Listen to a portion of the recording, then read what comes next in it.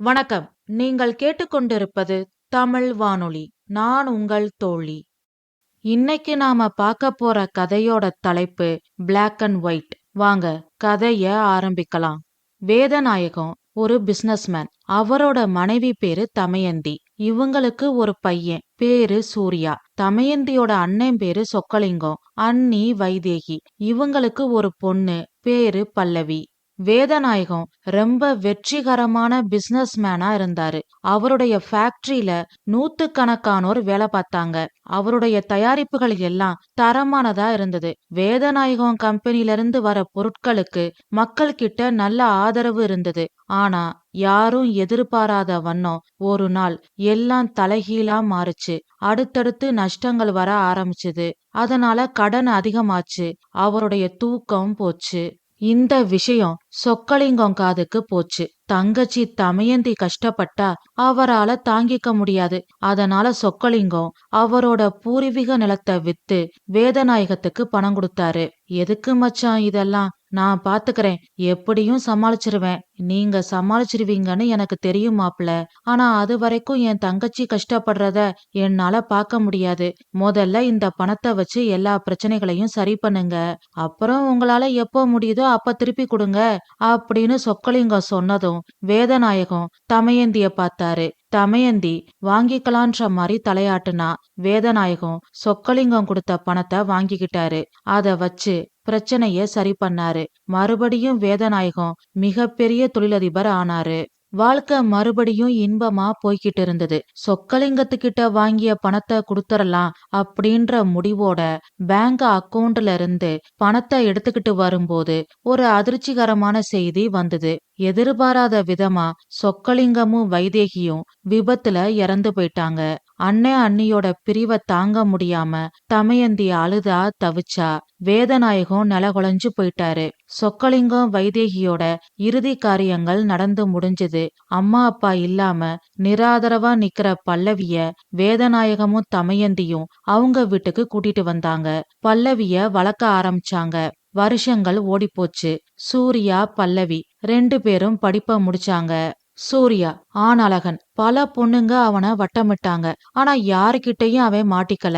அவன் அழகு மீது அவனுக்கு ஒரு கர்வம் இருந்தது. தன்னோட அழகுக்கு இணையான பொண்ணத்தான் கல்யாணம் பண்ணிக்கணும் அப்படின்ற உறுதியான முடிவோட இருந்தா. பல்லவி கருப்பு நிறம். ஆனா பாக்குறவங்கள வசீகரிக்கிற கலையான முகம். அவ கண்கள்ல ஒரு காந்த சக்தி இருந்தது.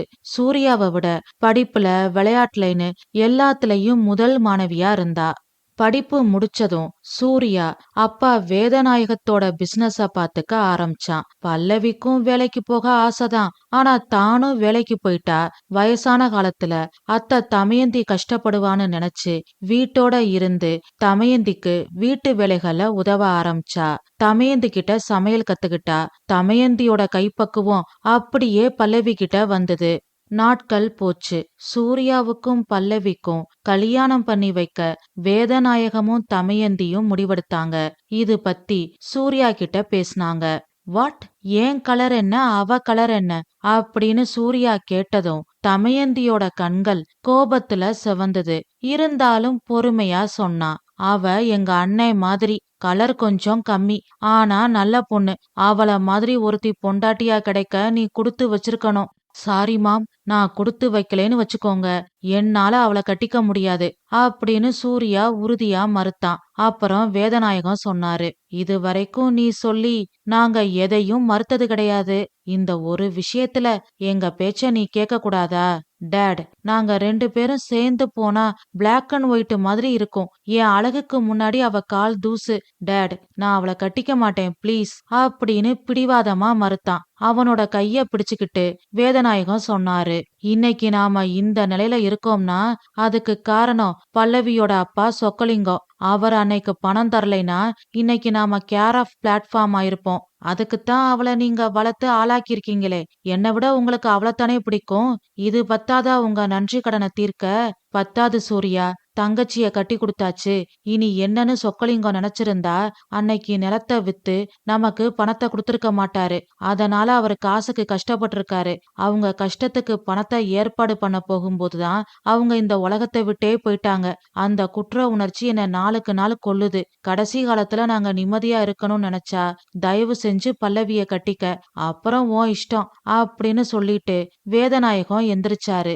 அவரோட கைய பிடிச்சுக்கிட்டு தலை குனிஞ்சபடி கல்யாணத்துக்கு சம்மதம் சொன்னா சூர்யா. பல்லவிக்கு இது எதுவுமே தெரியாது.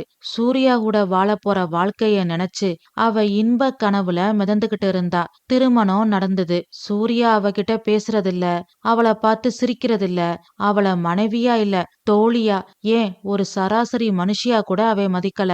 அவகிட்ட இருந்து விலகியே இருந்தான். காலப்போக்குல புரிதல் ஏற்படும் அப்படின்னு நம்பி பல்லவி அமைதியா இருந்தா. ஆனா நாட்கள் போக போக சூர்யாவோட அமைதி அவளை அணு அணுவா கொன்னுச்சு. அதனால துணிஞ்சு அவங்கிட்ட கேட்டா, சூர்யா, ஏன் என் கூட பேச மாட்ற? கல்யாணத்துக்கு முன்னாடியாவது அப்பப்ப பேசுவ, இப்ப சுத்தமா பேச மாட்ற, என்னாச்சு? ஏதாவது பிரச்சனையா? அதெல்லாம் ஒண்ணும் இல்ல. ஒண்ணும் இல்லைன்னு சொன்னா 1000 காரணங்கள் இருக்குன்னு அர்த்தம். தயவு செஞ்சு சொல்லு சூர்யா, இது நம்ம வாழ்க்கை பிரச்சனை அப்படின்னு பல்லவி வற்புறுத்தி கேட்டதும் வேற வழி இல்லாம சூர்யா எல்லாத்தையும் ஒண்ணு விடாம சொல்லி முடிச்சான். தன்னோட கருப்பு நிறம் அவனுக்கு பிடிக்கல, தன்னை அவனுக்கு பிடிக்கல, தான் மீது அவனுக்கு அன்பும் காதலும் இல்ல, அதுக்கு மாறா வெறுப்பும் அருவருப்பும் தான் இருக்கு. அத்தை மாமாவோட கட்டாயத்துக்காக தான் தன்னை கல்யாணம் பண்ணிக்கிட்டான் அப்படின்ற உண்மை பல்லவியோட இதயத்தை சுக்கு நூறா உடைச்சுது. இருந்தாலும் வெளிக்காட்டிக்காம அவனை பார்த்து பொறுமையா சொன்னான். இப்பவாது வெளிப்படையா சொன்னியே, ரொம்ப தேங்க்ஸ். அத்தை மாமாவுக்கு தெரிஞ்சா தாங்க மாட்டாங்க.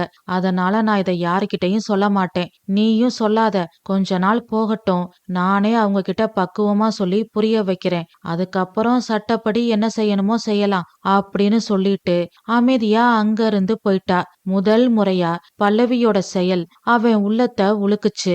அழுது ஆர்ப்பாட்டம் பண்ணுவான்னு எதிர்பார்த்த நிலையில இவ்வளவு பொறுமையா நிதானமா அவ இந்த பிரச்சனைய ஹேண்டில் பண்ண விதம் அவனை பிரமிக்க வச்சுது.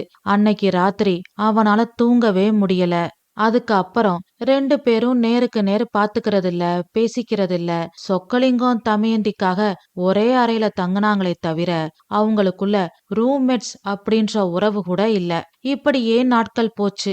ஒரு நாள் தமயந்திக்கு உடம்பு சரியில்லாம போச்சு.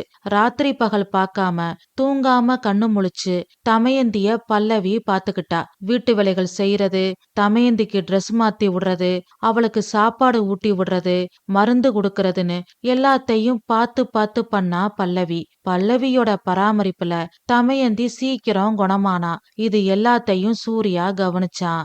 எந்த ஒரு எதிர்பார்ப்பும் இல்லாம தூய்மையான உண்மையான அன்ப அம்மா கிட்ட காற்ற பல்லவிய நினைச்சு முதல் முறையா வியந்தான். அவ இருந்தா அப்பாவும் அம்மாவும் நல்லா இருப்பாங்க அப்படின்ற எண்ணம் முதல் முறையா அவன் உள்ளத்துல தோணுச்சு. மாதங்கள் போச்சு. சூர்யா கம்பெனி நிர்வாகத்தை பாத்துக்க ஆரம்பிச்சதுல இருந்து வேதநாயகம் கம்பெனி பக்கமே போறதில்ல. அதோட தமயந்திக்கும் உடம்பு சரியில்லாம போனதால அவர் கம்பெனிக்கு போகவே இல்ல. சூர்யா படிச்சவன் திறமையானவன் தான். ஆனா அனுபவம் இல்லாதவன். யார நம்பணும் யார நம்ப கூடாது அப்படின்ற கபடு சூது இல்லாதவன். அடிப்படை சரியா இருந்தா எல்லாம் நல்லா இருக்கும். தொழிலாளர்கள் சந்தோஷமா இருந்தா தொழில்ல முன்னேற்றம் ஏற்படும். இந்த மாதிரியான அடிப்படை விஷயங்கள் தெரியாதவன். அவனை புகழ்ந்து துதிப்பாடி இனிமையா சிரிச்ச முகத்தோட பேசுறவங்கள நம்பினான். அவங்க சொல்றதே வேதம்னு நம்பி செயல்படுத்தினான். இவனோட இந்த செயலை பயன்படுத்தி சில மேல அதிகாரிகள் அவங்க வீட்டு கஜானாவை நிரப்பிக்கிட்டாங்க. இதனால தொழிலாளர்கள் ரொம்ப கஷ்டப்பட்டாங்க. அவங்களோட மனசுல நிம்மதி சந்தோஷத்துக்கு பதிலா சோர்வும் கவலையும் அதிகமாச்சு. அதனால உற்பத்தி குறைஞ்சது, வருமானம் சரிஞ்சுது. வேதநாயகம் இருக்கும் போதுதான் பொருள் எல்லாம் தரமா இருந்துச்சு. இந்த பையன் வந்த பிறகு எல்லாம் சுமாராத்தான் இருக்கு. அந்த காலத்துல கம்மியா படிச்ச அப்பா கிட்ட இருக்கிற அறிவும் அனுபவமும் இன்னைக்கு நிறைய படிச்சிருக்கிற அவரோட பிள்ளைக்கு இல்ல. என்னத்த படிச்சு என்னத்த பண்ண அப்படின்னு ஊர் மக்கள் பலவாறு பேச ஆரம்பிச்சாங்க. இதனால கம்பெனியோட நற்பெயருக்கும் களங்கம் ஏற்பட்டுச்சு. ஒரு நாள் சாயந்தரம் கோவிலுக்கு போயிட்டு வர வழியில கம்பெனில வேலை பார்க்கற தொழிலாளி முத்துவ சந்திச்சா பல்லவி. சின்ன வயசுல மாமா கூட கம்பெனிக்கு பல்லவி போயிருக்கா. அப்போதுல இருந்தே முத்துவ பல்லவிக்கு தெரியும். மாமா, எப்படி இருக்கீங்க? ஏதோ இருக்கேம்மா. நீ நல்லா இருக்கியா? நான் நல்லா இருக்கேன். ஆனா ஏன் ஒரு மாதிரி டல்லா பேசுறீங்க? அப்படின்னு பல்லவி கேட்டதும் முத்து எல்லாத்தையும் சொன்னாரு. நீங்க கவலைப்படாதீங்க மாமா, நான் சரி பண்றேன் அப்படின்னு சொல்லிட்டு வீட்டுக்கு வந்தா. நாம சொன்னா சூர்யா கேட்க மாட்டான், இத மாமா மூலம்தான் சரி செய்யணும் அப்படின்னு முடிவெடுத்து வேதநாயகத்துக்கிட்ட தனிமையில பேசினா பல்லவி. தொழிலாளர்கள் படுற வேதனைய பத்தி அவர்கிட்ட சொல்லி மூத்த மேலதிகாரிகள் இல்லாம தனியா தொழிலாளர்களை சந்திச்சு பேசினா சூர்யாவுக்கு எல்லாம் புரிஞ்சிரும், பிரச்சனைகளை சரி பண்ணிரலாம் அப்படின்ற யோசனையும் சொன்னா. அவளோட யோசனைய வேதநாயகம் ஏத்துக்கிட்டாரு. அதுபடி தொழிலாளர்கள் சந்திப்பு நடந்தது. உண்மை வெளிவந்தது. தான் எவ்வளவு ஏமாத்தப்பட்டிருக்கோம் அப்படின்ற உண்மை புரிஞ்சதும் சூர்யா தலை குனிஞ்சு நின்னான். அவனுக்கு அவன் மேலேயே வெறுப்பும் கோபமும் ஏற்பட்டுச்சு. அப்புறம் நேர்மையற்ற மேல் அதிகாரிகளை வேலைய விட்டு நீக்குனான். தொழிலாளர்களோட தேவைகள் எல்லாத்தையும் பூர்த்தி பண்ணான். மெதுவா உற்பத்தி மறுபடியும் அதிகமாச்சு. அப்புறம் பல்லவி அமைதியா இன்னொரு காரியத்தை பண்ணா. ஏஐ பயன்படுத்தி கம்பெனி பத்தியும் அந்த காலம் முதல் இந்த காலம் வரை தரத்தில் குறையாத அவங்களோட தயாரிப்பு பத்தியும் வேலை செய்யற ஆட்களை பத்தியும் எளிமையான அதே சமயம் உணர்ச்சி பூர்வமான விளம்பரத்தை உருவாக்குனா. வேதநாயகம் மூலம் அத சூர்யாவோட பேர்ல கம்பெனியோட சோசியல் மீடியா பக்கத்துல பதிவிட்டா. அதுக்கு கிடைச்ச வரவேற்பு ரொம்ப அமோகமா இருந்தது. நாட்கள் போச்சு. ஆர்டர்கள் அதிகமாச்சு. கஸ்டமர்ஸ் மறுபடியும் வர ஆரம்பிச்சாங்க. சூர்யாவோட புகழ் பட்டி தொட்டி எங்கும் பரவ ஆரம்பிச்சுது. ஒரு நாள் கம்பெனில முத்து கூட வேலை பார்க்கறவங்க கிட்ட பல்லவி பத்தியும் அவகிட்ட நம்ம பிரச்சனைய சொன்ன பிறகுதான் நமக்கு தீர்வு கிடைச்சதுன்னும் அவ நல்லா இருக்கணும்னு சொல்லிட்டு இருந்தத சூர்யா கேட்டான். வேகமா வீட்டுக்கு வந்தான். அப்பா கிட்ட கேட்டான். எல்லாத்தையும் ஒண்ணு விடாம சொன்னாரு வேதநாயகம். அப்புறம் பல்லவிய சந்திச்சு பேச அவங்களோட ரூமுக்குள்ள போனான். அங்க கம்ப்யூட்டர்ல ஏதோ வேலை பார்த்துக்கிட்டு இருந்தா பல்லவி. சூர்யா தொண்டைய செருமுனா. பல்லவி திரும்பி பார்த்தா. அவகிட்ட மறைமுகமா இது பத்தி கேட்டான். எல்லா புகழும் மாமாவுக்கும் உனக்கும் தான். மாமாவுக்கு எவ்வளவு வருஷம் அனுபவம் இருக்கு, அவருக்கு தெரியாததா என்ன? நீயும் இதுக்காக பெரிய படிப்பெல்லாம் படிச்சிருக்க, உனக்கும் எல்லாம் தெரியும். அதான் 2 பேரும் சேர்ந்து பிரச்சனைய சால்வ் பண்ணிட்டீங்க, இப்பதான் சந்தோஷமா இருக்கு அப்படின்னு சொல்லிட்டு அங்கிருந்து போனா பல்லவி. சூர்யாவுக்கு வியப்பா இருந்தது. ஏதாவது ஒண்ணு செஞ்சிட்டா கூட என்னாலதான், நான் தான் எல்லாம் செஞ்சேன், என்னாலதான் நீ உயிரோடவே இருக்க அப்படின்ற அளவுக்கு பேசுறவங்க மத்தியில இவ்வளவு பெரிய விஷயத்த பண்ணிட்டு அதுக்கும் தனக்கும் சம்பந்தம் இல்லாத மாதிரி இருக்கிற பல்லவிய நினைச்சு அவனுக்கு ரொம்ப ஆச்சரியமா இருந்தது. தான் செய்த வேலைக்கான அங்கீகாரத்தை கூட எதிர்பார்க்காத ஒரு ஆளை இப்பதான் ஃபர்ஸ்ட் டைம் பாக்குறான். அவனுக்கு வியப்பு அதிகமாச்சு. அப்போ எதேச்சையா அங்கிருந்த பேப்பரை எடுத்து பார்த்தான். மேற்படிப்புக்காக வெளிநாட்டுல இருக்கிற காலேஜில வந்து சேர சொல்லி பல்லவிக்கு வந்த கடிதம் அது. அத பார்த்ததும் சூர்யாவோட மனசுல இனம் புரியாத கவலை ஏற்பட்டுச்சு. முகம் வாடி போச்சு. பல்லவி இருக்கிற வரைக்கும் அவனுக்கு ஒண்ணுமே தோணல. ஆனா அவ பிரிஞ்சு போக போறா அப்படின்னு தெரிஞ்சதும் அவனுக்குள்ள ஏதோ ஒரு இனம் புரியாத தவிப்பு. அவ இல்லாத அந்த அறைய அவனால நினைச்சு கூட பார்க்க முடியல. அவ முகத்துல விழிக்காத நாள அவனால கற்பனை கூட பண்ணி பார்க்க முடியல. அன்னைக்கு ராத்திரி தூக்கம் இல்லாம அமைதி இழந்து தவிச்சான். அவ இல்லாம வாழ முடியாது அப்படின்ற உண்மைய அவன் புரிஞ்சுகிட்டான். மறுநாள் காலையில அவகிட்ட எந்தவித தயக்கமும் இல்லாம மன்னிப்பு கேட்டான். அவகிட்ட தன்னோட காதல சொன்னான். பல்லவி சிரிச்சா. அப்புறம் சொன்னா, மாமா மூலம் நான் தான் உன் பிசினஸ் பிரச்சனைய சரி பண்ணேன்னு தெரிஞ்சுக்கிட்ட. அதுக்கான நன்றி கடனைத்தான் நீ காதல்னு தப்பா புரிஞ்சுக்கிட்டேன்னு நினைக்கிறேன். இல்லைனா நாம வேண்டாம்னு சொல்லியும் இவ நமக்காக உதவி பண்ணிருக்காளேன்னு உனக்குள்ள ஒரு குற்ற உணர்ச்சி ஏற்பட்டிருக்கலாம். அத நீ காதல்னு தப்பா புரிஞ்சுக்கிட்டு இருக்கலாம். ஆக மொத்தம் இது உண்மையான காதல் இல்ல. அவசரப்படாம நிதானமா யோசி. நான் ஊருக்கு கிளம்ப இன்னும் 1 மாசம் இருக்கு. அது வரைக்கும் உன்னோடது உண்மையான காதலா செய்யலான்னு நான் தெரிஞ்சுக்கிறேன். உண்மையானதா இருந்தா மேற்கொண்டு யோசிக்கலாம் அப்படின்னு பல்லவி சொல்லிட்டு அங்க இருந்து போனா. அவகிட்ட அவன் அதுக்கு மேல கெஞ்சல, நடிக்கல, அவளை இம்ப்ரெஸ் பண்ண எந்த விஷயமும் செய்யல. அதுக்கு பதிலா அவன் மாறுனான். குடும்பத்தோட நேரத்தை செலவிட்டான். ஆபீஸ்ல நடந்த எல்லாத்தையும் அவகிட்ட ஷேர் பண்ணான். அவளோட கருத்துக்களை கேட்டான். அவளுக்கு பிடிச்ச மாதிரி அவளை வாழ விட்டான். அவளோட எந்த வெறுப்பு விருப்புலையும் அவன் தலையிடல. அவளை நல்லா பாத்துக்கிட்டான். ஒரு தோழி மாதிரி அவகிட்ட நெருங்கி சிரிச்சு பேசினான்.